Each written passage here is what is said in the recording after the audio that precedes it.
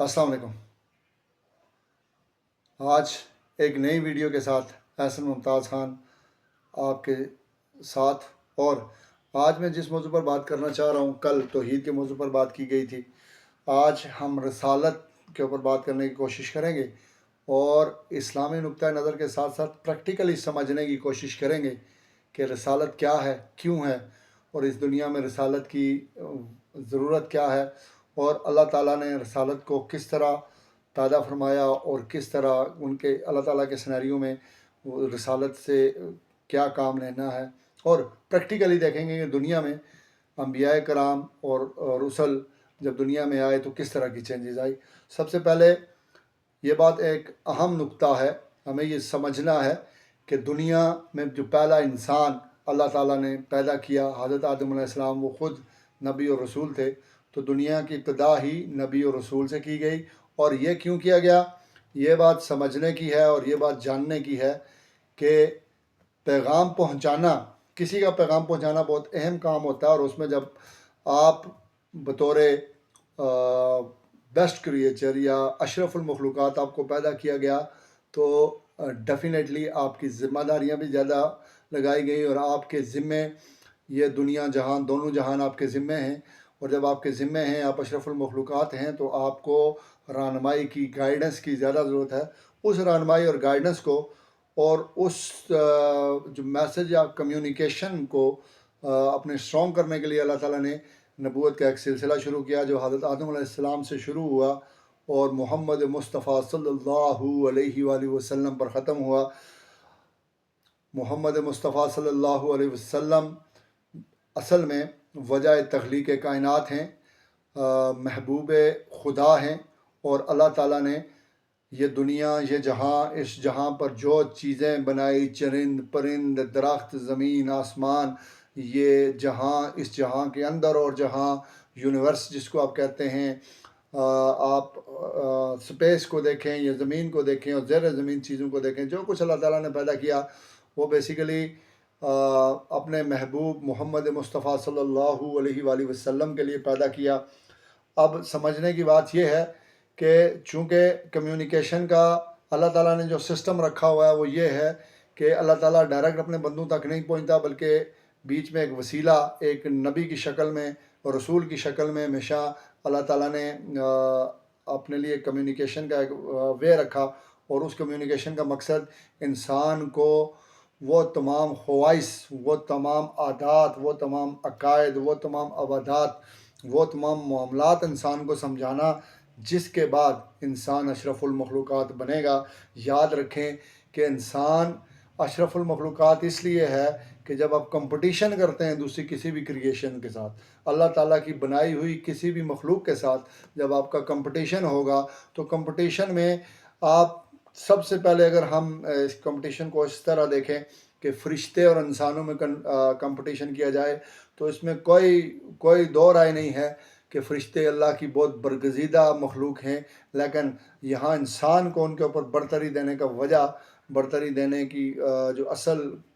Reason है वो ये है कि जो फ़रिश्ते हैं उनके साथ इंसानी हाजात नहीं लगाई गई और उनके अंदर ना का, इनकार का या हुक्म अदूली का मादा ही नहीं है। लेकिन इंसान अल्लाह ताला की वो क्रिएशन है जो गुड एंड बैड दोनों के साथ आया।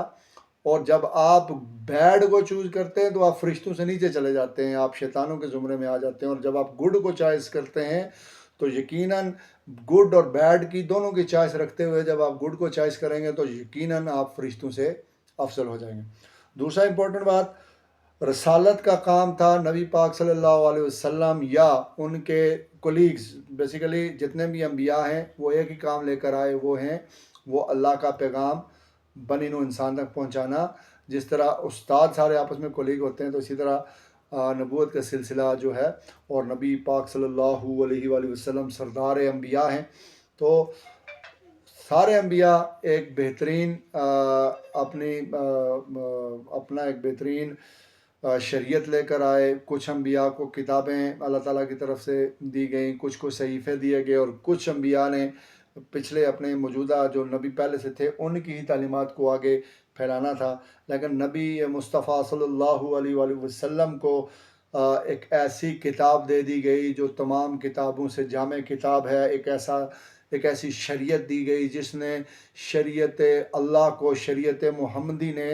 مکمل کیا، اور ایک ایسا نبی دیا گیا جس نبی میں وہ تمام خواص موجود ہیں جو پچھلے تمام نبیوں میں موجود تھے۔ تو اللہ تعالیٰ نے نبوت کا سلسلہ محمد مصطفیٰ صلی اللہ علیہ وآلہ وسلم پر اس طرح ختم کیا کہ آپ کو جو اسلام، جو شریعت دی گئی، وہ تمام شریعت کا نچوڑ نکال کر دی گئی۔ آپ کو جو کتاب دی گئی وہ تمام کتابوں کا نچوڑ ہے، اور محمد مصطفیٰ صلی اللہ علیہ وسلم کی اگر پرسنالٹی کو آپ دیکھیں گے وہ تو تمام انبیاء کی خوبیوں کا نچوڑ ہے۔ محمد صلی اللہ علیہ وآلہ وسلم کی پرسنالٹی اس وجہ سے، چونکہ دین کو یہاں ختم کرنا تھا، جب دین کو ختم کرنا تھا تو کاملیت چاہیے، اور کاملیت کی شکل میں آپ دیکھیں قرآن ایک مکمل کتاب ہے، مکمل ضابطۂ حیات ہے۔ اسلام کے تمام معاملات کو آپ دیکھیں، آپ عقائد کو دیکھیں، آپ عبادات کو دیکھیں، آپ معاملات کو دیکھیں،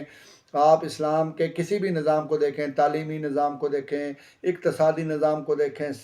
سیاسی نظام کو دیکھیں، سماجی نظام کو دیکھیں، آپ کو ہر جگہ ایک بہترین نظام اور پرفیکشن ملے گی۔ اس کے بعد اللہ تعالیٰ خود قرآن میں حجۃ الوداع کے موقع پر جب فرماتا ہے کہ آج کے دن میں نے آپ کے اوپر اپنی نعمت کو مکمل کر دیا اور اسلام کو بطور دین آپ پر آپ کے لیے پسند فرما دیا، تو یہ وہ نقطہ تھا جہاں سے شریعت اللہ، شریعت محمدی کے ساتھ مکمل کر دی گئی، اور اس کے بعد اسی وجہ سے کوئی نبی کی ضرورت نہیں ہے، چونکہ یہاں شریعت کمپلیٹ ہو گئی، اور بطور امت، بطور عظیم امت، یا آپ یہ کہہ سکتے ہیں ہم امتوں کے سردار ہیں، تو یہ کام اب ہمارے ذمہ لگا دیا گیا کہ قیامت تک جتنے بھی انبیاء، جتنے بھی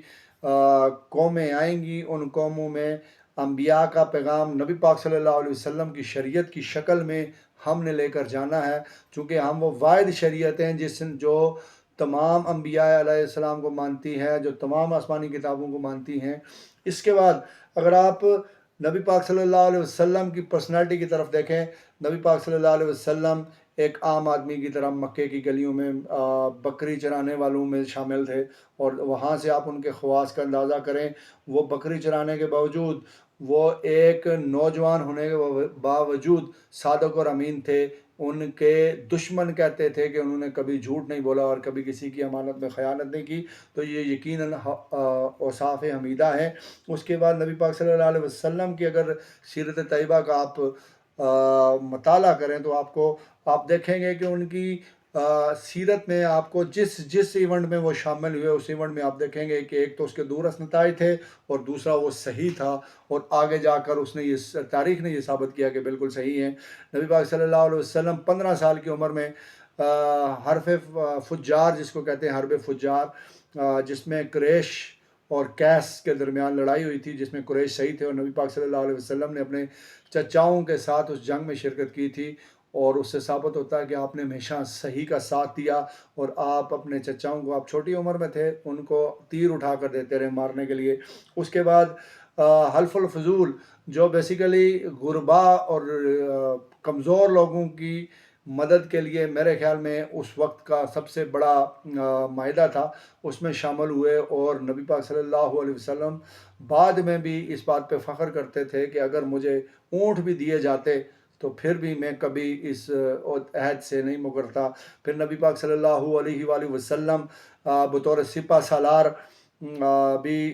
مسلمانوں کے سپہ سالار بھی تھے، اور سپہ سالار کے طور پر آپ نے جو جنگی اسٹریٹجیز لے کر آئے وہ آج بھی دنیا میں گوریلا وار سب سے پہلے نبی پاک صلی اللہ علیہ وآلہ وسلم نے شروع کی۔ ڈیفینسو اسٹریٹجیز جس کو آپ کہتے ہیں، آج دنیا میں ماڈرن ٹیکنالوجی میں، ماڈرن وارفیئر میں یہ بڑی اہم بات سمجھی جاتی ہے۔ غزوہ خندق میں خندق کی شکل میں، اور غزوہ احد میں وہ تیر اندازوں کی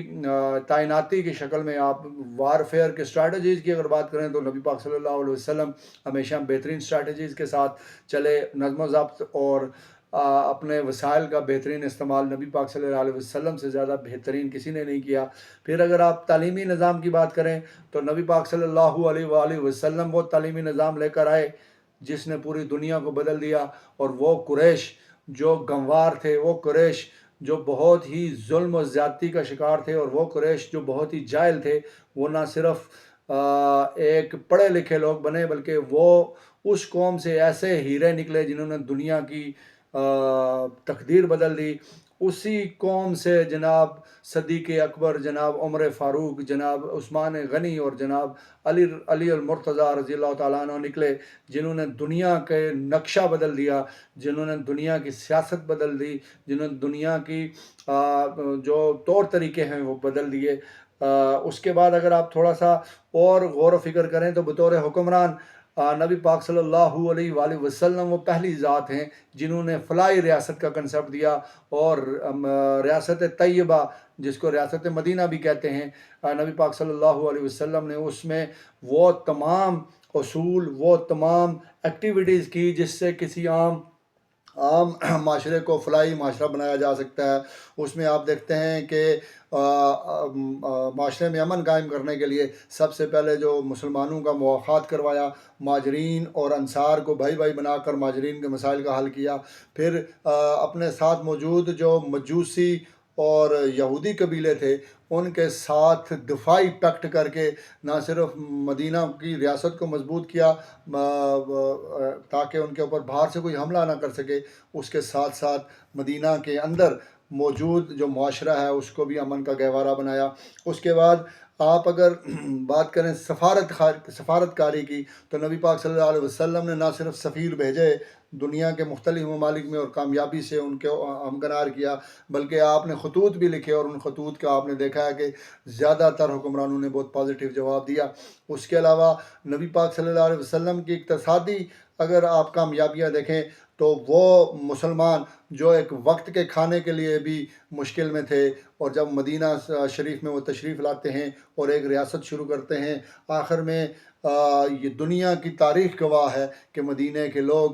جھولیاں بھر بھر کے اپنی زکوٰۃ لے کر گھومتے تھے اور لینے والا کوئی نہیں تھا، اور اسلام نے اقتصادیات کی نظر میں وہ مقام اور وہ چیزیں دیکھی جو اس سے پہلے ممکن نہیں تھی۔ تو ہم اگر یہ سمجھیں کہ رسالت ایک نبی پاک صلی اللہ علیہ وسلم کی شکل میں، یا اس سے پہلے جتنے بھی انبیاء ہیں بہت برگزیدہ انبیاء گزرے، جناب موسیٰ علیہ السلام، جناب عیسیٰ علیہ السلام، جناب ابراہیم علیہ السلام، جناب نوح علیہ السلام، جناب داؤد علیہ السلام، اور بہت سے جید قسم کے انبیاء اللہ تعالیٰ کے انبیاء آئے جو اللہ تعالیٰ کو بہت پیارے تھے، اور اللہ تعالیٰ نے ان کے اوپر بہت کرم کیے تھے، اور آخر میں نبی پاک صلی اللہ علیہ وسلم کی شکل میں رسالت کا اختتام کیا گیا۔ تو یہ سمجھنے کی بات ہے کہ رسالت بہت امپورٹنٹ عنصر تھا جو نبیوں کی شکل میں اللہ تعالیٰ نے بھیجے، اور آخر میں اس کا رزلٹ دیکھیں کہ آج 1400 سال گزر چکے ہیں تقریباً، اگر اسلامی کیلنڈر کے مطابق دیکھیں تو